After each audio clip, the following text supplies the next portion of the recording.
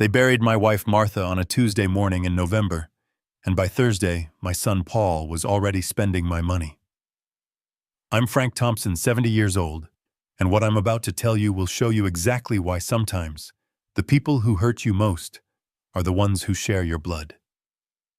Hit like and subscribe if you have ever had to stand up to family who underestimated your worth. Martha and I built Thompson Construction from nothing.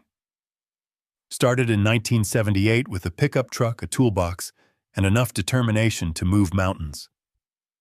45 years later, we owned the most successful construction company in Arizona, worth $48 million. Every brick we laid, every foundation we poured, every skyscraper that touched the Phoenix skyline bore our sweat and dreams. Martha was more than my wife. She was my business partner, my best friend, and the smartest person I ever knew. When contractors tried to lowball us because they thought a woman couldn't understand construction, Martha would walk onto job sites in her hard hat and steel-toed boots and school them on structural engineering. She could read blueprints faster than most architects and negotiate contracts that left grown men speechless. The funeral was everything Martha would have wanted. Simple, dignified, attended by everyone whose lives we'd touched over nearly 5 decades in business. Martha always said she didn't want people crying over her casket. She wanted them remembering the buildings we'd created together, the jobs we'd provided, the community we'd helped build from desert sand into a thriving city. I stood in the receiving line at Sunset Memorial Chapel, accepting condolences with the composure of someone who'd been preparing for this day since Martha's cancer diagnosis 18 months earlier. At 70, you learn that grief doesn't make you weak if you don't let it. Sometimes, it can make you dangerous. Our son Paul stood near the back of the chapel, with his wife Jessica, both dressed in expensive black that I'd probably paid for indirectly. Paul was 38, handsome like his mother, but somewhere along the way he'd developed the entitled attitude of someone who'd never built anything with his own hands. Jessica was blonde, sharp-eyed, and calculating in the way that some people mistake for intelligence.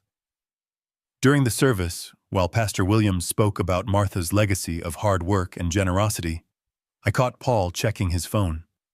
Jessica kept glancing at her watch, like she had somewhere more important to be. They thought I couldn't see them, but I caught every whispered conversation, every impatient gesture, after the burial mourners gathered at our house for the reception. Our house.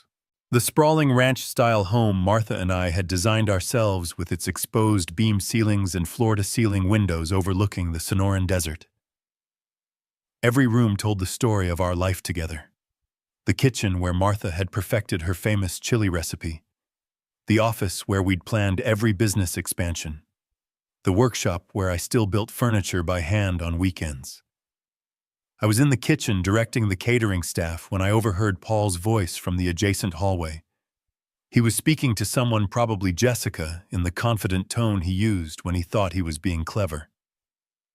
"The old man won't last much longer without Mom," Paul said, and I could hear the satisfaction in his voice. "He's already showing signs of confusion. Pretty soon we'll need to step in and handle his affairs, all 48 million of it." I stood frozen, holding a coffee cup that suddenly felt impossibly heavy. My own son was discussing my mental capacity and my money while his mother's body was still warm in the ground. "We need to move fast," came Jessica's reply, her voice dripping with the kind of ambition that made my blood run cold. "Before he makes any stupid decisions or starts giving money to charity. Old people do crazy things when they're grieving." I set the cup down carefully, my hands steady despite the fury building in my chest. For 5 years, ever since Paul married Jessica, I'd watched my son transform from the loving child Martha and I had raised into this cold, calculating stranger. I'd seen Jessica's influence poison his heart, turning him against the values we'd tried to instill in him. But hearing them discuss my fortune and my supposed mental decline while mourners still filled my home, that was the moment I decided Paul needed a lesson about underestimation, respect, and the difference between earning something and expecting it to be handed to you. I walked back into the reception with my head high and my expression composed. I accepted more condolences, shared more memories of Martha, played the part of the grieving but dignified widower. But inside, something had crystallized into diamond-hard resolve. Martha used to say that the most dangerous opponent was the one who smiled while they planned your destruction. She'd taught me everything about reading people, about strategic patience, about the art of letting someone hang themselves with their own rope. My son was about to learn that his father had been an excellent student. If Paul wanted to treat me like a confused old fool who needed his guidance, I would give him exactly what he expected. For 1 week, I would play the helpless widower while Paul revealed his true character completely. And then Martha's final gift to our family would teach our son a lesson he'd never forget. The game had begun, and Paul had no idea he was already losing. The morning after the funeral, I woke up in the master bedroom Martha and I had shared for 42 years and felt the crushing weight of silence. No gentle snoring from her side of the bed, no rustle of newspaper from the sitting area where she always took her first cup of coffee, no quiet humming from the shower as she prepared for another day of building our empire. But instead of surrendering to grief, I found myself thinking about Paul's words. All 48 million of it. Where had I gone wrong? When had my loving, curious little boy become this cold stranger who discussed his inheritance while his mother's body was still warm? I knew exactly when. The day he married Jessica 4 years ago. Paul had always been ambitious. That was the Thompson way. Martha and I had instilled in him the importance of hard work, education, and building something meaningful. Paul had earned his business degree, worked his way up through different departments at Thompson Construction, and seemed genuinely committed to learning the trade from the ground up. Then came Jessica. She was beautiful, I'll give her that. 5'8" with honey blonde hair, sharp green eyes, and the kind of polished style that turned heads at charity galas and business dinners. When Paul first brought her home 5 years ago, Martha and I tried to welcome her warmly. She was intelligent, well-educated, from a respectable Scottsdale family. On the surface, she seemed perfect for our son. But there were signs. The way she calculated the value of everything in our home with her eyes. The questions she asked about the business, always framed as innocent curiosity, but probing for specific financial details. The subtle way she began isolating Paul from his old friends, his college relationships, even some family connections. Dad, Jessica thinks we spend too much time talking about the past, Paul had said during one of our weekly dinners, about 2 years into their relationship. She says I need to focus on building my own legacy instead of living in yours. The wedding had been beautiful, a $200,000 affair that Martha and I had paid for without complaint. Jessica had insisted on the most expensive venue, the most elaborate flowers, the most exclusive catering. Every detail was perfect, and every detail was someone else's money. After the wedding, the changes in Paul became more pronounced. The weekly family dinners became monthly, then sporadic. The phone calls shortened from long conversations about his dreams to brief perfunctory check-ins. When Jessica quit her marketing job 6 months after the wedding, claiming she wanted to focus on supporting Paul's career, I should have seen it as the red flag it was. The real turning point had come 8 months ago when Martha was diagnosed with pancreatic cancer. The doctors had been cautiously optimistic with proper treatment. She could have had several more months, maybe even a year. But the diagnosis had triggered something ugly in Paul and Jessica. They'd begun hovering, asking pointed questions about estate planning, suggesting that Martha and I should simplify our affairs to make things easier for me when the time came. Jessica had even offered to help me understand the financial side of things, since I'd never had to deal with business matters alone. The condescension had been breathtaking. I'd been Martha's partner in every sense of the word, involved in every major business decision, sitting on the board of directors, using my construction expertise to guide our expansion into commercial development. But in Jessica's narrative, I was just the muscle who needed protection from the complexities of the business world. My phone rang, interrupting my dark thoughts. Charles Morrison's name appeared on the screen. Charles had been our family attorney for over 20 years, a sharp-minded man in his 60s who'd helped us navigate every major business decision and legal challenge. Charles, good morning. Frank, I hope I'm not calling too early. I wanted to see if we could move our meeting to this afternoon instead of next Tuesday. There are some time-sensitive matters we should discuss. Of course. Is everything all right? Everything's fine, but Martha left some very specific instructions about the timing of certain revelations. Can you come to my office around 2? I'll be there. After I hung up, I found myself wondering what kind of specific instructions my wife had left. Martha had always been meticulous about planning, thinking several moves ahead in business and in life. Had she somehow anticipated the greed I'd witnessed in Paul and Jessica? I spent the morning going through Martha's personal effects. Her clothes, her jewelry, the small mementos she'd kept from her childhood and early business days. In her nightstand drawer, I found a sealed envelope with my name written in her careful handwriting. Inside was a letter dated just 6 weeks before her death. My dearest Frank, if you're reading this, then my worst fears about my health have come to pass. I'm sorry I couldn't give us more time together. Every day with you has been a gift I never deserved. But I need you to know that I've been watching Paul carefully over the past 2 years, and I'm deeply concerned about the man he's becoming. The son we raised with such love and hope has been replaced by someone I barely recognize. Whether this is entirely Jessica's influence or something that was always lurking beneath the surface, I can't say. But I can't ignore what I see. I've made arrangements to protect you and to teach Paul a lesson about entitlement versus earning. Charles has all the details. Trust him completely. He's been working on this with me for months. You are stronger than you know, more capable than Paul gives you credit for, and more deserving of respect than either he or Jessica have shown you. Don't let grief make you forget your worth. I love you today, tomorrow, and always. Martha. I read the letter 3 times, tears blurring my vision. Even facing her own mortality, Martha had been thinking about protecting me, about ensuring that I wouldn't be left vulnerable to our son's greed. Whatever arrangements she'd made, whatever lessons she'd planned for Paul, I knew they would be both elegant and devastating. Martha never struck in anger. She struck with precision, patience, and perfect timing. As I prepared for my meeting with Charles, I felt something I hadn't experienced since the day Martha died. Anticipation. My wife had left me one final gift, and I couldn't wait to unwrap it. Paul and Jessica thought they were in charge now. They had no idea what was coming. The trap was set, and they were about to walk right into it. Charles Morrison's law office occupied the top 2 floors of downtown Phoenix's most prestigious building.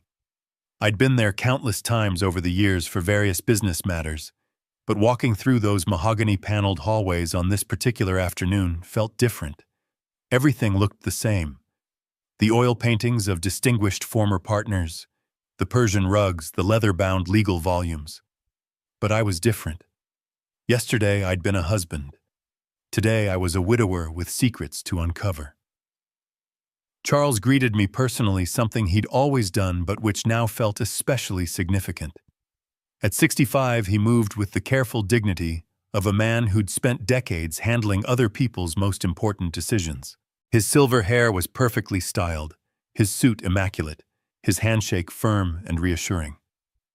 Frank, thank you for coming so quickly. Please let's go to my private office. He led me past the reception area to a corner office with floor-to-ceiling windows overlooking the city Martha and I had helped shape.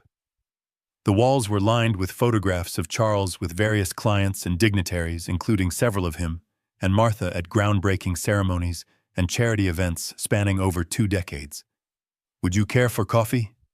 Coffee would be great, thank you. As Charles prepared our drinks from an expensive machine, I studied his expression. There was something almost excited in his demeanor, like a man who'd been keeping a delicious secret and was finally allowed to share it. Charles, I said, as he handed me a perfect cup of coffee. Martha's letter mentioned that she'd been working with you on some arrangements. What exactly did my wife plan? Charles settled behind his massive oak desk and pulled out a thick folder marked with Martha's name. Frank, what I'm about to tell you must remain absolutely confidential until the official will reading next week. Martha was very specific about the timing. Of course. Your wife came to me 10 months ago with some concerns about Paul's behavior. She'd noticed changes. The way Paul talked about money, his expectations about inheritance, his attitude toward you. Martha was particularly troubled by Jessica's influence and what she saw as Paul's growing entitlement. I nodded, remembering the subtle shifts I'd witnessed myself. Martha asked me to help her create what we called a teaching moment. She wanted to ensure that Paul learned the difference between earning something and expecting it to be handed to him. Charles opened the folder and pulled out several documents. The will that Paul believes exists, the one Martha discussed with him during their business meetings about succession planning, was never Martha's actual final will. My coffee cup paused halfway to my lips. What do you mean? The document Paul has heard referenced, the one that would have made him the primary heir to Thompson Construction, was essentially a draft that Martha allowed Paul to believe was final.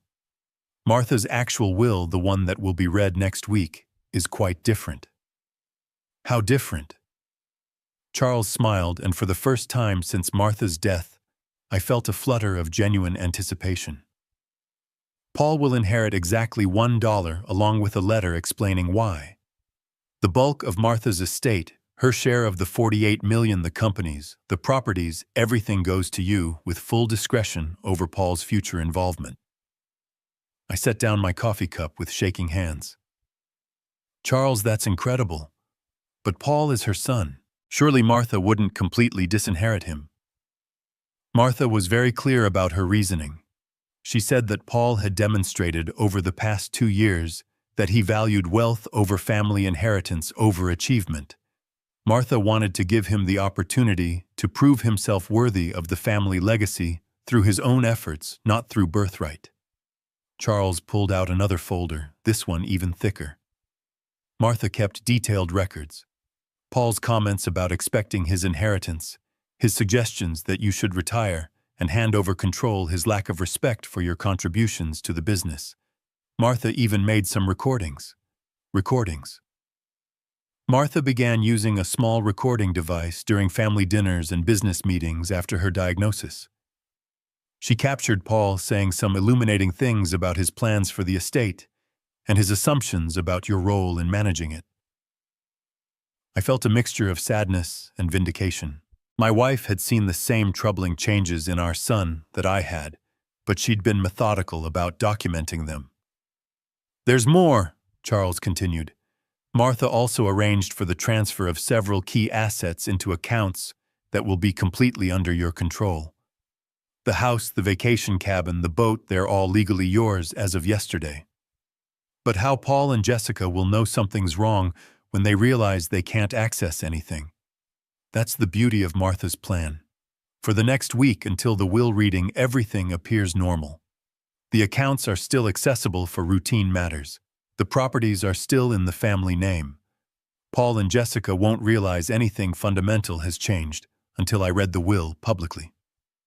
Charles leaned back in his chair, clearly enjoying this part. Martha predicted that Paul would likely begin making plans and possibly even financial commitments immediately after the funeral, assuming he had access to unlimited resources. Every assumption he makes now, every plan he develops based on wealth he'll never inherit, will make the lesson more definitive. That's brilliant. That's Martha. She always said the best business lessons were learned through consequences, not lectures. I thought about my son's arrogance, his casual dismissal of my competence, his wife's entitled attitude. The idea of them making grand plans based on wealth they would never inherit filled me with a satisfaction I probably shouldn't have felt. What happens after the will reading? That depends on how Paul and Jessica react. If they accept the situation gracefully and Paul demonstrates genuine remorse for his behavior, you'll have complete discretion about how much support to provide. If they fight it, Charles shrugged. Well, Martha made sure you'd have the resources and documentation to defend yourself. Thompson Construction becomes mine completely. Martha restructured everything over the past 6 months. You're now the majority owner of a company worth approximately $30 million, with full authority to make decisions about management and succession. The implications were staggering. Not only would I inherit everything, but I would have complete control over Paul's professional future. If he wanted to continue working for Thompson Construction, he would have to answer to me. Charles, this is overwhelming. I never expected Martha to be this thorough. Martha knew you'd feel that way. Charles handed me a second envelope sealed with red wax and marked, "For Frank's eyes only after the revelation." She left you another letter to be opened only after you'd learned about the will. I opened it carefully, my hands trembling slightly. My darling husband, by now Charles has explained the arrangements I've made. I know this feels like an enormous responsibility, and I know you're probably feeling conflicted about Paul's inheritance. Don't. You've earned every dollar of this fortune through your support, your expertise, your unwavering dedication to our family and our business. You've been my partner in every meaningful sense, and you deserve to control what we built together. As for Paul, I'm not punishing him out of spite. I'm giving him the greatest gift I can. The opportunity to prove he's worthy of the Thompson name through his own efforts rather than his birthright. If he's truly the man we raised him to be, he'll understand eventually. If he's not well, then we'll know who he really is. You are capable, intelligent, and stronger than our son gives you credit for. Trust yourself. Make decisions based on what's right, not what's easy. Use this opportunity to build the life you want free from the expectations of others. Forever yours, Martha. I folded the letter carefully, feeling a complex mixture of grief, gratitude, and determination. Martha had not only protected me financially, she'd given me the tools to protect myself from our son's greed and entitlement. There's one more thing, Charles said quietly. Martha asked me to suggest that you might want to observe Paul and Jessica's behavior over the next week before deciding how to handle the aftermath of the will reading. What do you mean? Let them think they've won. Watch how they treat you when they believe you're at their mercy. See what they do with what they think is their newfound power. Martha believed that people's true character emerges when they think they have nothing to lose and everything to gain. For a week, I would have to play the role of the confused, grieving widower, while Paul and Jessica revealed their true selves. But I would do it knowing that I held all the cards, that every moment of their arrogance was building toward their ultimate humiliation. Will you do it? Charles asked. I thought about Paul's words at the funeral. All 48 million of it. I thought about Jessica's declaration that old people do crazy things when they're grieving. I thought about years of subtle disrespect, condescension, and greed disguised as concern for my well-being. Oh yes, I said, feeling a smile play at the corners of my mouth. I'll do it. But Charles, when this is over, I want Paul to understand exactly how completely he underestimated his old man. That, Charles said with obvious satisfaction, is exactly what Martha hoped you'd say. The game was about to begin, and thanks to my brilliant wife, I was already several moves ahead. The morning after my meeting with Charles, I woke up with a sense of purpose I hadn't felt since Martha's death. Today marked the beginning of what I privately thought of as the observation period. 6 days of watching Paul and Jessica make increasingly presumptuous plans, while I positioned myself as the confused widower who needed his son's wise guidance. But first I had some groundwork to lay. I called my neighbor Bob Martinez, knowing he'd be having his morning coffee and checking the local news. Bob had been our neighbor for 15 years and knew our family well. Bob, it's Frank. I hope I'm not calling too early. Never too early for you, Frank. How are you holding up? Some days are better than others. Actually, I was hoping I could ask your advice about something. It's about Paul and Jessica. They've been so wonderful offering to help me navigate Martha's business affairs, but I'm worried I might be leaning on them too heavily. Bob's voice immediately carried a note of caution. In our neighborhood, everyone had seen families torn apart by inheritance disputes. What kind of help are they offering? Financial guidance, mostly investment advice. They seem to have such innovative ideas about growing wealth, but I confess I don't understand half of what they're suggesting. Innovation can be wonderful, Frank, but it can also be risky. Martha was always so careful about investments. That's exactly what I keep thinking. But Paul seems so confident, and Jessica has such strong opinions about modern investment strategies. I don't want to seem old-fashioned or resistant to change. By the end of our conversation, I'd planted the seeds I needed. Word would spread through our community that Paul was pressuring his grieving father to make risky financial decisions without giving me time to process my loss or seek proper counsel. Around noon, Paul called with barely contained excitement. "Dad, great news! I spoke with that Miami real estate developer this morning. They're holding a premium unit for us, but we need to move quickly. The deposit is only $150,000, and they're offering special financing for the balance." My hand tightened on the phone. $150,000.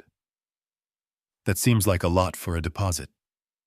It's actually quite reasonable for a property of this caliber. And Dad, the projected returns are incredible. We're talking about a property that could be worth $2.5 million in 3 years. $150,000. Money that Paul didn't actually have access to yet, but he was speaking as if the transaction was already approved. "Are you sure this is wise, son?" "Absolutely. In fact, I'm so confident about this that I'm thinking we should go bigger. Remember that restaurant franchise I mentioned? I got a call back from their corporate office. They want to fast-track our application because they're impressed with our financial profile." "What does that mean exactly?" "It means they're offering us 2 locations instead of 1. The investment would be larger, $12 million total, but the revenue potential is enormous." $12 million. Paul was casually discussing an investment that represented a quarter of our entire net worth. $12 million sounds like a lot of money, Paul. "Dad, you have to stop thinking small. With our wealth, $12 million is a significant but manageable investment. And the franchise potential is incredible. We're talking about building a regional empire. Our empire, not his investment, but ours." Paul was already thinking of himself as the family patriarch, making decisions that would affect our entire financial future. "I suppose if you're certain." "I am certain. In fact, Jessica and I are meeting with their corporate team tomorrow to sign the preliminary agreements. They want to move quickly because they have other investors interested." "Tomorrow? That seems very fast." "That's how these opportunities work, Dad. You have to be decisive. Mom understood that. It's how you two built your fortune. Quick decisions, calculated risks, aggressive growth strategies." The irony was breathtaking. Martha and I had built our fortune through careful planning, conservative expansion, and methodical growth over decades. Paul was describing the exact opposite approach and attributing it to us. "Well, I trust your judgment, son. You've clearly thought this through carefully." "Exactly. And Dad, there's something else. Jessica and I have been talking, and we think it might be time for you to start thinking about simplifying your living situation." "Simplifying?" "The house is so big for just one person, and the maintenance costs must be enormous. We were thinking you might be happier in a nice assisted living community. Maybe something with activities and people your own age. Much more manageable for someone in your situation." Someone in my situation. A widower who needed his son's guidance because he was incapable of managing a large home or significant wealth on his own. I hadn't really thought about moving. "You don't have to decide anything right away, but the real estate market is hot right now, and the house would probably sell quickly for top dollar. The proceeds could fund some of our larger investment opportunities." The proceeds from selling my house, the home Martha and I had built together, would fund Paul's risky business ventures. He was already mentally liquidating my entire existence to finance his get-rich-quick schemes. "I'll think about it." "Take your time." But Jessica found this great realtor who specializes in luxury properties. She could come by next week just to give us an idea of the house's value. No commitment, just information. After Paul hung up, I sat in my kitchen staring at the phone. In the space of one conversation, my son had discussed spending $150,000 on a real estate deposit, committed to a $12 million restaurant franchise, and suggested that I sell my home to fund his entrepreneurial dreams. All of this while treating me like a confused old man who needed protection from complex financial decisions. I called Charles immediately. Charles, Paul just discussed spending $150,000 on a Miami real estate deposit and committing to a $12 million restaurant investment, all within the last 24 hours. Interesting. He's moving faster than Martha anticipated. Has he actually committed any money yet? He's making plans as if he already has access to the funds. He's scheduled meetings tomorrow to sign preliminary agreements. Frank, I need you to understand something. Paul can't actually access any estate funds until the will is probated and the inheritance is officially transferred. Every dollar he's planning to spend exists only in his imagination. Then how is he planning to cover these deposits and commitments? Either he's planning to use his personal funds, which are limited, or he's making promises based on money he expects to inherit but doesn't legally have yet. What happens if he signs agreements he can't honor? That depends on the specific contracts. But generally speaking, if someone commits to investments they can't fund, they could face breach of contract lawsuits, damage to their credit, and potentially even fraud charges if they misrepresented their financial situation. The magnitude of Paul's potential mistake was staggering.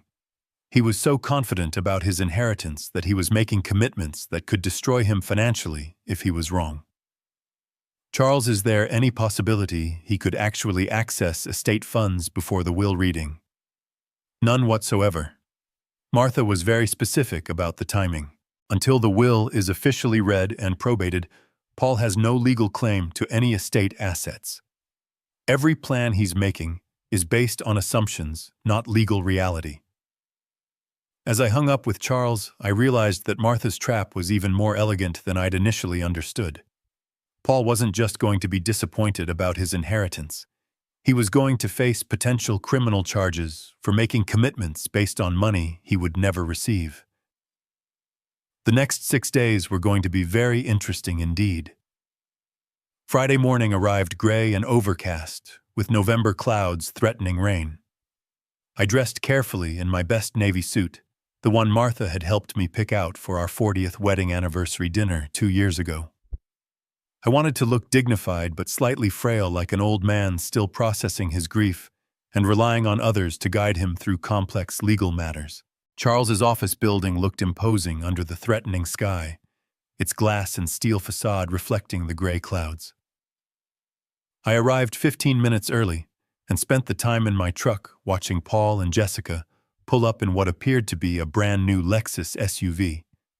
Apparently, they'd decided to upgrade their transportation in anticipation of their windfall.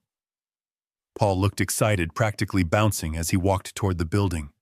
He wore his best suit and carried himself with the confidence of a man about to claim his kingdom. Jessica was equally animated, her designer dress and perfectly styled hair suggesting someone preparing for a celebration rather than a legal proceeding. They had no idea what was waiting for them. I entered the building a few minutes after them, riding the elevator to Charles's floor, while rehearsing my role one final time. I needed to appear appropriately subdued, perhaps a little confused by legal terminology, grateful for my son's presence and support. The receptionist led me to Charles's main conference room, where Paul and Jessica were already seated at the polished mahogany table.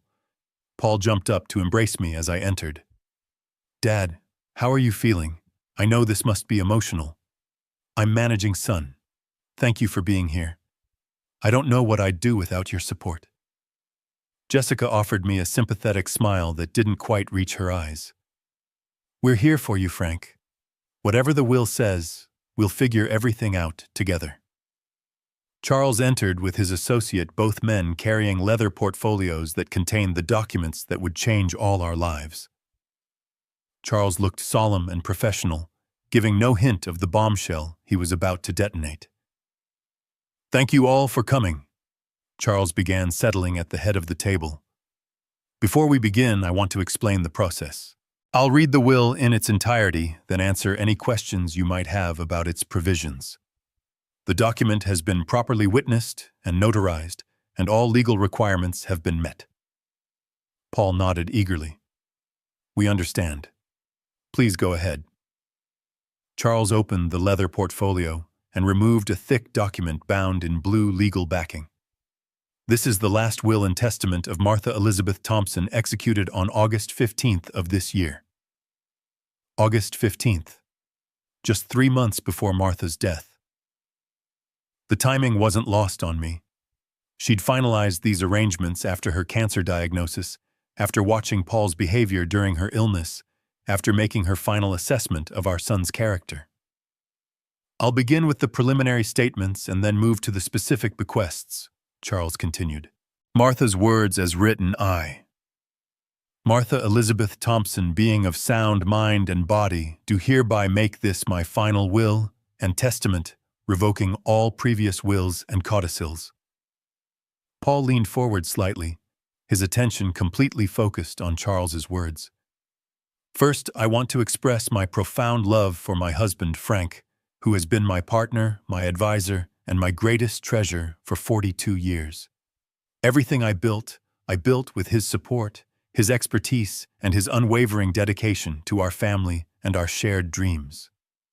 I felt tears prick my eyes at Martha's words, and I saw Paul nod slightly at what he probably interpreted as a touching but irrelevant sentiment before the real business began. "Second, I want to acknowledge my son Paul, who has shown me much about the difference between earning something and expecting it, between building a legacy and inheriting one." Paul's confident expression faltered slightly at the subtle edge in those words, but he maintained his composure. Charles continued reading the preliminary statements, then paused before moving to the heart of the document. "Now the specific bequests. To my beloved husband, Frank Thompson, I leave the entirety of my estate, including but not limited to all real property, all business interests, all investment accounts, all personal property, and all liquid assets." The words hung in the air like a thunderclap. Paul's face went blank with confusion, and Jessica's mouth opened slightly in shock. "This includes full ownership of my share in Thompson Construction, all subsidiary companies, the family residence, all vacation properties, all vehicles, all art and collectibles, and all bank accounts, investment portfolios, and retirement funds." "Wait," Paul said, his voice tight with disbelief. "What about my inheritance? I mean, what's left for the next generation?" Charles looked up from the document. "I'm not finished reading, Paul. Please let me continue." Paul's hands were visibly shaking now as the reality began to sink in. "To my son, Paul Thompson, I leave the sum of $1 to be paid from petty cash." The silence that followed was deafening. Paul stared at Charles as if he'd spoken in a foreign language, while Jessica's face cycled through confusion, shock, and dawning horror. $1, Paul's voice cracked. "That's not possible. Mom promised me we discussed succession planning. She said the business would be mine." "There's more," Charles said quietly, and continued reading. "I make this bequest to Paul not out of cruelty, but out of love. For the past 2 years, I have watched my son demonstrate that he values inheritance over achievement, entitlement over effort, and wealth over wisdom." Paul shot to his feet. "This is insane. She can't have written this. Someone influenced her." "Dad, you had to have changed her mind somehow." "Paul," Charles said sharply, "sit down and let me finish reading your mother's words." Paul sank back into his chair, his face pale and his hands trembling. "I have seen him treat his father, my beloved partner, with disrespect and condescension, assuming that grief would make Frank vulnerable to manipulation. I leave Paul $1 as a reminder that love must be earned, respect must be demonstrated, and family loyalty is a two-way street." Jessica's perfectly composed facade finally cracked. "This is impossible. Frank, you have to contest this. Martha wasn't thinking clearly. The cancer treatments must have affected her judgment. Actually, Charles interrupted, pulling out another document. Martha underwent a complete psychological evaluation 1 week before signing this will. The results showed her to be of completely sound mind, fully aware of her decisions, and acting without any undue influence. He pulled out more documents. Furthermore, Martha specifically anticipated that this will might be contested. She prepared a detailed explanation of her reasoning, supported by documentation of Paul's behavior over the past 18 months. Paul found his voice again, though it came out as more of a croak. What kind of documentation? Charles's expression remained professionally neutral. Recordings of conversations where you discussed your inheritance expectations, copies of financial commitments you've made based on anticipated wealth, and testimony from multiple witnesses about your treatment of your father during Martha's illness and after her death. The blood drained from Paul's face as he realized the implications. Not only had he failed to inherit anything, but his mother had been documenting his greed and entitlement for months. "This can't be legal," Jessica said desperately. "There have to be laws about disinheriting children." "In Arizona, parents have complete discretion over their estate distribution," Charles replied calmly. "Martha's will is entirely legal and virtually uncontestable." I watched my son process the reality of his situation. In the space of 5 minutes, he'd gone from expecting to inherit $24 million to inheriting $1. But more than that, he was realizing that his mother had seen through his facade, completely had recognized his greed and entitlement, and had chosen to teach him a lesson that would define the rest of his life. "Dad." Paul turned to me, his voice desperate. "You can change this. You inherited everything. You can give me what Mom should have left me. You can fix this." The moment I'd been dreading and anticipating had arrived. Paul was looking at me with the expectation that I would rescue him from the consequences of his own behavior. That paternal love would override judgment and justice. I looked at my son, this man who had dismissed my competence, planned to liquidate my life to fund his schemes, committed fraud by misrepresenting his financial situation, and treated me like a confused old man who needed his guidance.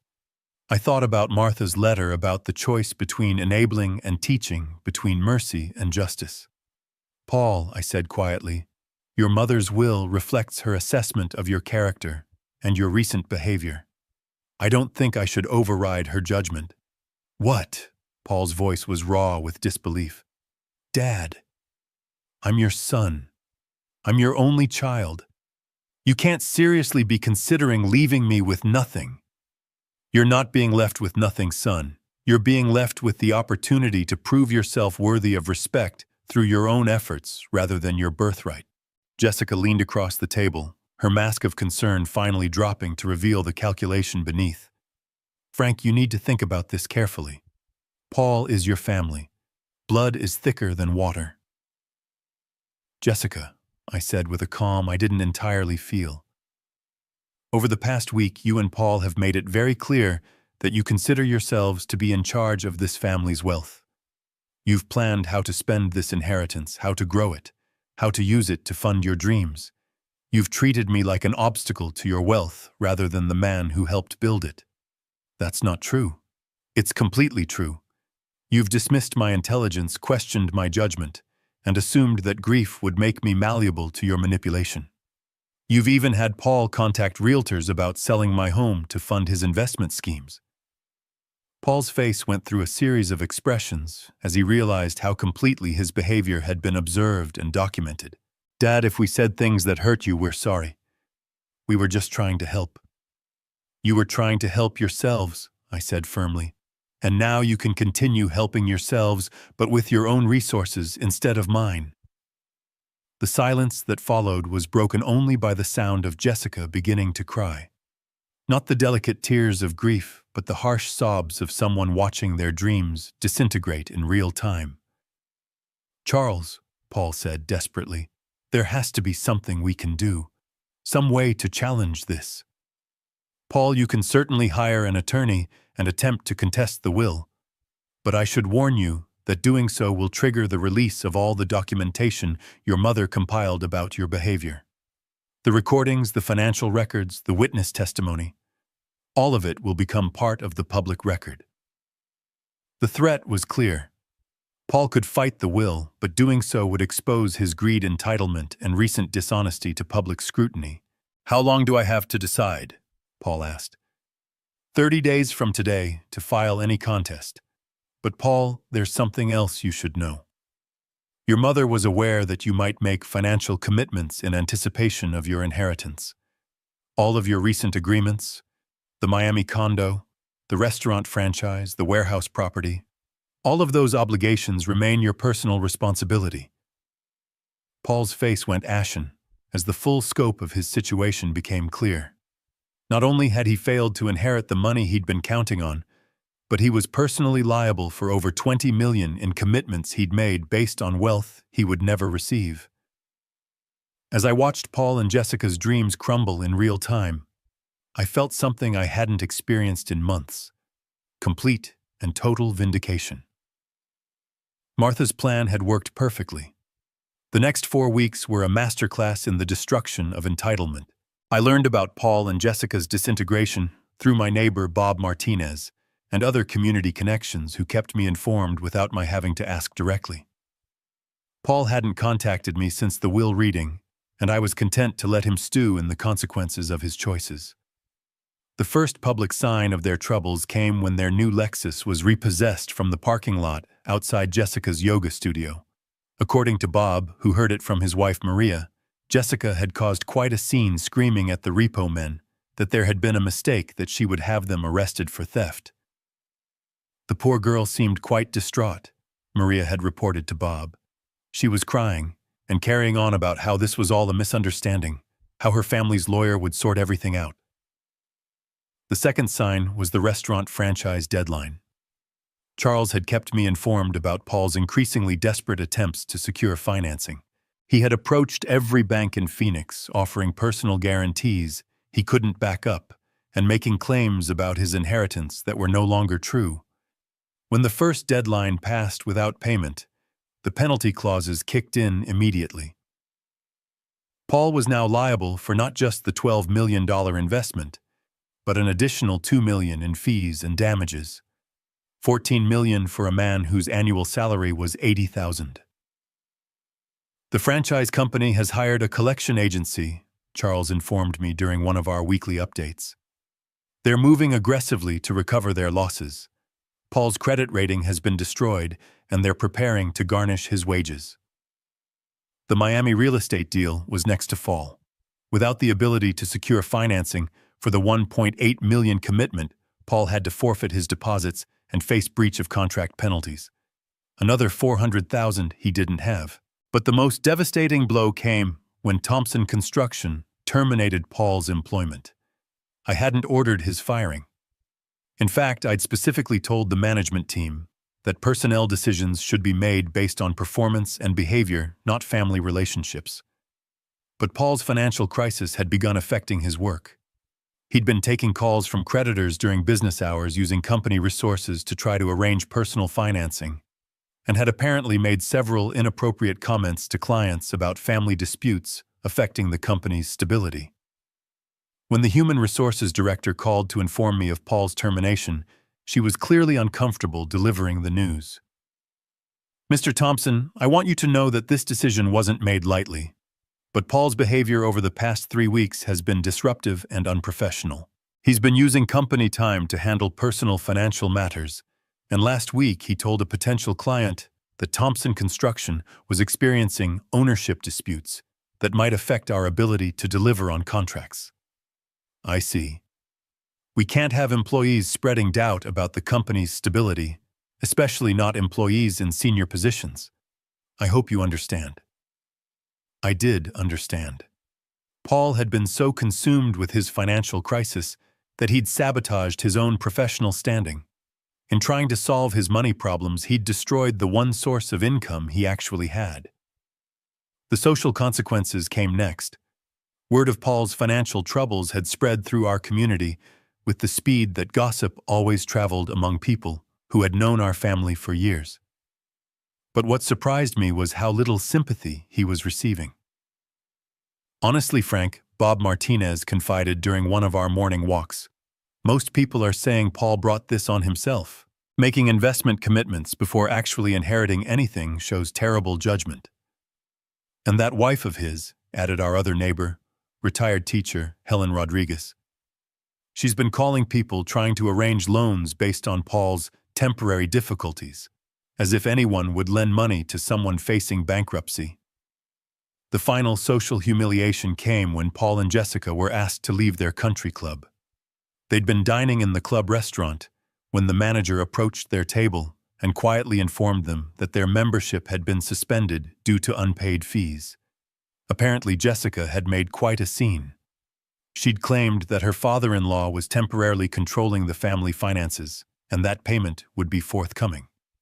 But the manager had pointed out that their membership fees had been in arrears for 4 months, well before any inheritance issues. 4 months. Paul had stopped paying club fees even before Martha's death. So confident was he about his coming inheritance that he'd begun living beyond his means while his mother was still alive. The personal toll on Paul and Jessica's marriage became apparent when Jessica moved out of their apartment and filed for divorce. The official story was that she was visiting family during a difficult time, but the court documents told a different story. Charles had contacts in the legal community who kept him informed about high-profile divorce filings, and Jessica's case was making waves. She's claiming that Paul misrepresented his financial situation when they married, Charles informed me. Apparently, she's arguing that she was deceived about his inheritance prospects and therefore shouldn't be liable for debts incurred based on false expectations. Can she do that? She can try, but since they were married when Paul made most of these commitments, and since she was an active participant in the spending decisions, she's likely to be considered equally liable for the consequences. 6 weeks after the will reading, Paul appeared at my door, looking like a broken man. He'd lost weight, his clothes were wrinkled and ill-fitting, and he had the hollow-eyed appearance of someone who hadn't been sleeping well. "Dad," he said when I opened the door, "can we talk?" I invited him in, noting how he looked around the house with the expression of someone seeing it for the first time, or perhaps for the last time. "You look tired, son. Are you eating enough?" "Not really. I can't afford groceries and I lost my job 3 weeks ago." "I heard. I'm sorry." Paul settled heavily on the living room sofa where he'd spent countless hours as a child watching cartoons and doing homework. Now he looked like a stranger in a familiar place. "Dad, I'm here to apologize. This was unexpected." "For what?" "For everything. For treating you like you were incompetent. For dismissing your intelligence. For lying to investors about having $48 million. For trying to arrange the sale of your house without your permission. For letting Jessica disrespect you and Mom's memory." His voice cracked slightly. "For being so greedy and entitled that I forgot what family actually means." I studied my son's face, looking for signs of manipulation or calculation. But what I saw was genuine exhaustion, defeat, and what might have been the beginning of actual wisdom. What brought this on? Losing everything. My job, my wife, my home, my future.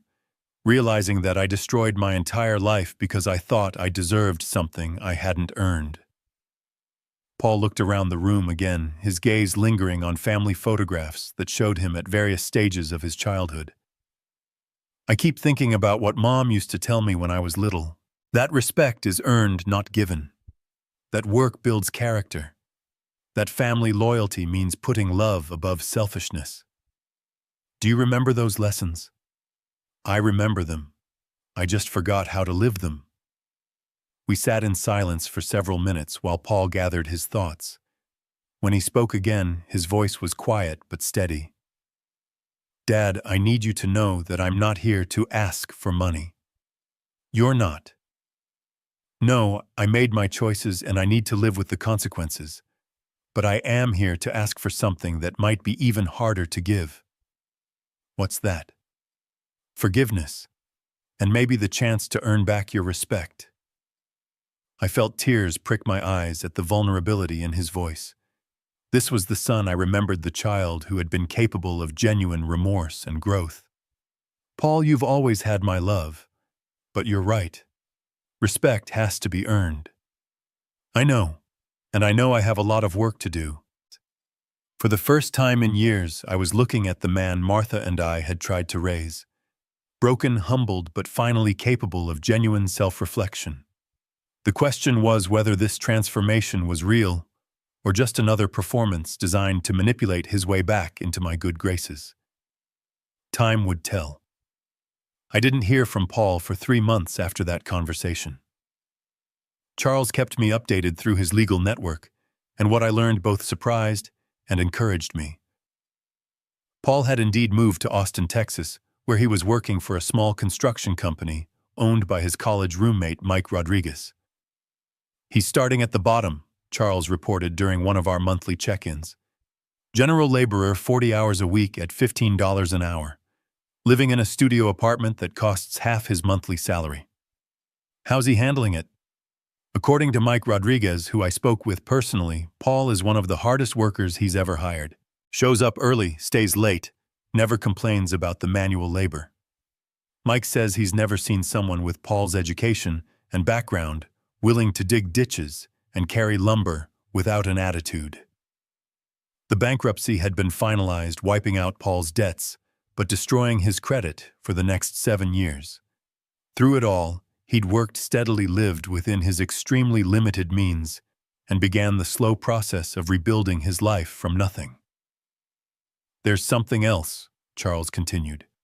Paul has been making voluntary payments to some of the creditors who were harmed by his fraudulent financial representations. It's not legally required. The bankruptcy discharged those obligations, but he's apparently determined to make things right through his own efforts. This was the detail that gave me the most hope. Paul wasn't just surviving his consequences. He was taking responsibility for the harm he'd caused, even when the law no longer required it. 6 months later, the first letter arrived. It was brief, handwritten on cheap paper, and completely unexpected. Dear Dad, I know I have no right to contact you after everything I did, and I'm not writing to ask for anything. I just wanted you to know that I think about you and Mom every day, and that I'm finally beginning to understand the lessons you both tried to teach me. I've been working construction for 6 months now, and I've learned something you tried to tell me years ago. There's dignity in honest work that has nothing to do with how much money you make. The men I work with respect me because I pull my weight and show up every day, not because of who my family is or what I might inherit someday. I've also been paying back some of the people I hurt with my lies and greed. It will take me many more years to make things right, but I'm learning that integrity means taking responsibility for your mistakes, not just apologizing for them. I hope you're healthy and happy. You deserve every good thing life can offer, and I'm sorry it took me so long to understand that. Love, Paul. I read that letter dozens of times looking for signs of manipulation or hidden requests for assistance. But what I found was something I hadn't seen from Paul in years: genuine humility and what appeared to be hard-won wisdom. The letters continued arriving every few months, each one a small window into Paul's gradual transformation. He wrote about learning to live within his means, about the satisfaction of building things with his hands, about the relationships he'd formed with people who knew nothing about his past wealth or family connections. Working with my hands has taught me something you tried to tell me years ago, he wrote in one letter. Success isn't about how much money you have. It's about how much value you create for other people. The houses we build will shelter families for generations. That's worth more than any investment portfolio. Gradually, I began to see evidence of the man Martha and I had tried to raise. The entitled, arrogant heir had been stripped away by necessity and consequences, revealing someone who might actually be worthy of respect. The real test came 18 months after Paul had left Phoenix, when Charles called with unexpected news. Frank, Paul has been promoted to crew supervisor at his construction company. He's now overseeing the building of affordable housing developments for low-income families. How is that possible? He's only been there 18 months. Apparently, he's shown exceptional leadership abilities and work ethic. His boss says Paul has a gift for managing complex projects and motivating teams. More importantly, he's known for his integrity, something that's rare in the construction industry. And financially, he's living modestly but comfortably. No debt beyond normal living expenses, a small savings account, and a reputation for honest dealing. He's also continued making voluntary payments to his former creditors, even though he's not legally required to do so. A year later, another letter arrived that made me reconsider everything I thought I knew about redemption. Dear Dad, I wanted to share some news with you. I've been promoted to project manager, and we're building housing developments for families who otherwise couldn't afford decent homes. It's the most meaningful work I've ever done. I know this might sound strange coming from someone who once thought success meant accumulating wealth, but I've never been happier or more fulfilled. I wake up every morning knowing that my work makes a real difference in people's lives. I've also finished paying back everyone I could find who was harmed by my dishonesty 3 years ago. It took every extra dollar I could earn, but I've learned that peace of mind is worth more than any luxury. I'm not writing to ask for forgiveness or to request contact. I know I destroyed your trust and disappointed you and Mom terribly. But I wanted you to know that the lessons you tried to teach me weren't wasted. I'm finally becoming the man you wanted me to be. Love always, Paul. Reading that letter in my kitchen, I finally understood that Martha's plan had worked exactly as intended. The harsh lesson had stripped away Paul's entitlement and forced him to develop the character traits that wealth and privilege had prevented him from learning: discipline, humility, the ability to delay gratification, and respect for earned achievements rather than inherited privileges. Yesterday, Charles had called with news I'd been both hoping for and dreading. Paul would like to see you, not to ask for anything, Charles added quickly, but to apologize in person and to show you who he's become. He's coming to Phoenix next month for a construction industry conference, where he's been invited to speak about affordable housing development. What kind of speaking engagement? He's been selected as a presenter at the Southwest Conference on Sustainable Housing. Apparently, his projects in Austin have become models for other cities. He's gained quite a reputation as an innovative project manager who can deliver quality housing on limited budgets. Did you arrange this opportunity? No. Paul earned this recognition through his own work. The conference organizers sought him out based on his professional achievements. What do you think I should do? I think you should trust your instincts. You'll know within 5 minutes whether Paul's transformation is genuine or whether he's learned to be a more sophisticated manipulator. Now, standing in my workshop where I'd spent countless hours teaching a young Paul how to use tools and build things with his hands, I thought about that conversation and about the choice I faced. I could continue my peaceful life in Phoenix, free from family complications and the potential for disappointment. Or I could meet with my son and discover whether he had truly learned the lessons that had cost him everything. My phone rang, interrupting my thoughts. Paul's number appeared on the screen, the first time he'd called in 3 years. Hello, Paul? Dad. His voice was deeper than I remembered, calmer. I hope it's okay that I'm calling. Charles gave me your number. It's fine. I hear you're coming to Phoenix. Yes, for a conference.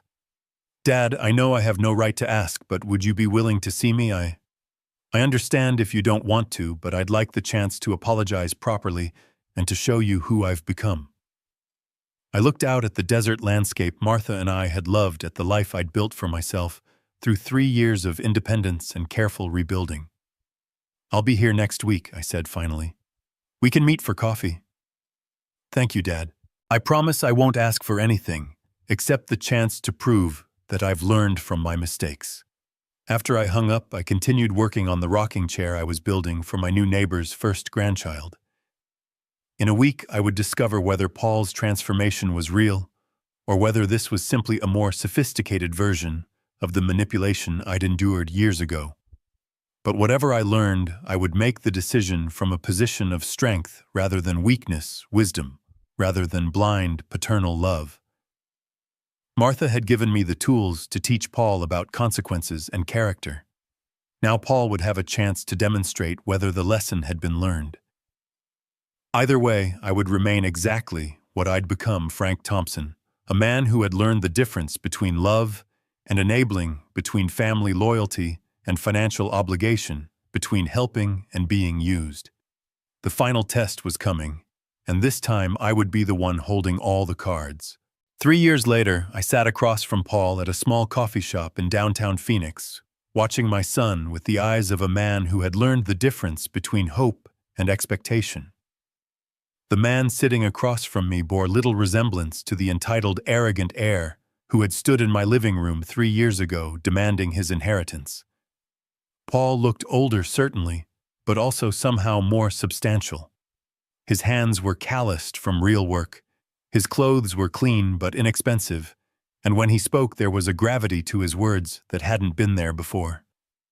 Dad, I want to start by saying that I don't expect anything from this conversation except the chance to apologize face to face and to show you who I've become.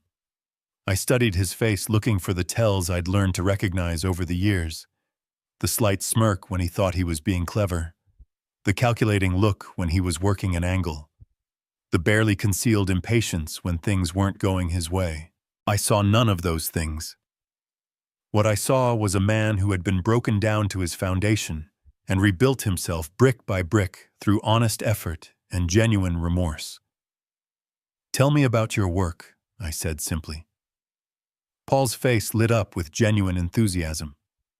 "We just completed a housing development for 30 families who were living in substandard conditions. Single mothers, elderly folks on fixed incomes, working families who couldn't afford decent housing anywhere else. Every family we house is a life we've changed." "And financially, how are you managing?" "I make about $50,000 a year now. It's not much by Phoenix standards, but it's honest money that I've earned.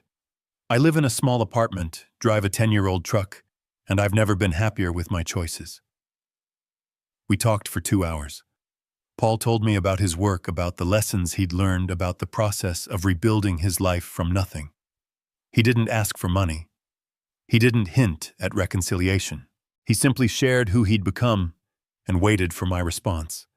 When we finally prepared to leave, Paul looked directly at me with clear, honest eyes. "Dad, I know. I destroyed your trust and disappointed you and Mom in ways that can't be undone. But I want you to know that losing everything was the best thing that ever happened to me. It taught me who I really am when I'm stripped of entitlement and forced to rely on my own character." I thought about Martha, about the wisdom of her final gift to our family, about the difference between punishment and consequence, between enabling and love. "Paul," I said finally, "your mother would be proud of the man you've become, and so am I."